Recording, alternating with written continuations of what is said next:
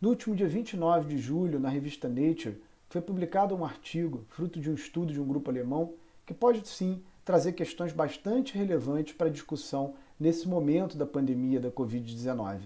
A relevância do tema fez com que o corpo editorial da revista acelerasse o processo de publicação.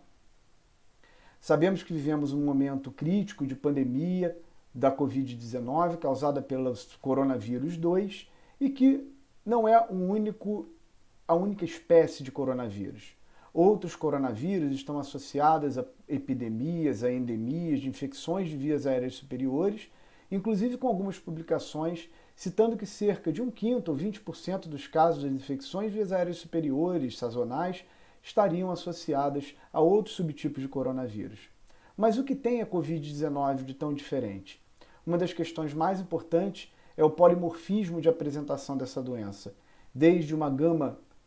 substancial de indivíduos assintomáticos ou oligossintomáticos, até aqueles indivíduos que apresentam curso de doença desfavorável, com bastante morbidade e mortalidade associadas.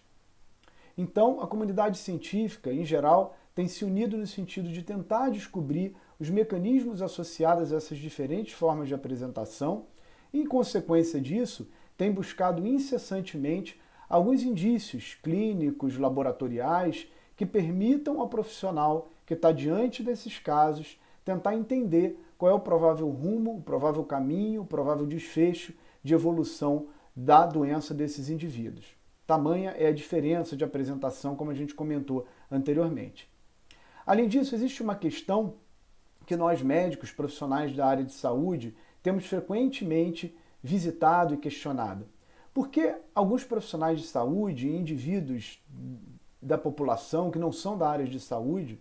a despeito do risco aumentado da exposição ao vírus, e eventualmente de não terem se protegido adequadamente, não terem tomado as medidas protetivas e uso de EPIs como deveria ser, porque ainda assim, muitas vezes esses indivíduos não evoluem com doença, não apresentam doença e não apresentam sequer marcadores laboratoriais compatíveis com a Covid-19.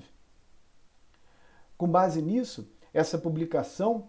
avaliou a reativação de linfócitos TCD4, a glicoproteína S associada a SARS-CoV-2, tanto num grupo de pacientes com Covid-19 no sangue periférico, tanto em indivíduos normais, saudáveis, que não tiveram a doença. Obviamente, era de se esperar um quantitativo bastante grande de positividade de linfócitos CD4 nos indivíduos que manifestaram a doença e que tiveram Covid-19. O que chamou atenção nessa publicação foi que mais de 1/3 dos pacientes, ou 35% deles, apresentaram reativação dos linfócitos CD4, mesmo que não tenham apresentado a doença ou qualquer marcador sorológico ou laboratorial compatível com ela. O mecanismo explicado para esse evento pelos autores diz respeito a uma provável reação cruzada, nas quais os linfócitos CD4 produzidos por esses indivíduos em exposições prévias, em endemias prévias, em outras epidemias com outros coronavírus que não coronavírus do tipo 2, pudessem justificar que nesse momento esses indivíduos tivessem essa proteção em função dessa memória imune associada a esse mecanismo de imunidade celular dos linfócitos TCD4. Os autores citam que coortes maiores serão necessárias para avaliação da relação desse fenômeno com os desfechos clínicos e que esse achado pode impactar tanto na dinâmica de condução da pandemia, associada a dados epidemiológicos, a questões sociais e de tomadas de decisão relacionadas a políticas de saúde pública, mas também como uma forma de se avaliar um racional nesse momento de testes para desenvolvimento da vacina do Covid-19, que certamente será a forma através do qual nós conseguiremos combater a pandemia e trazer uma tranquilidade maior nesse momento tão difícil que todos nós, profissionais da área de saúde e a população em geral, no mundo inteiro, estamos vivenciando. Obrigado pela atenção, espero ter colaborado e um abraço a todos.